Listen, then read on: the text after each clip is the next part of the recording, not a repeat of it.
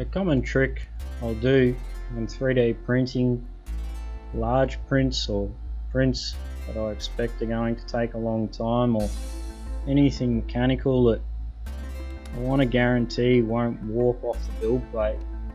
And I know this isn't for everyone, but this is one of the ways I like to do it, is I'll put a few drops of thin CA super glue on the end of the stick, preferably a paddle pop stick. It seems to cling well to the stick and then bleed off around the brim or around the edge of the part that I'm printing, and this works great. I never have any warping or any lifting when I do this. The parts are 100% guaranteed not to go anywhere.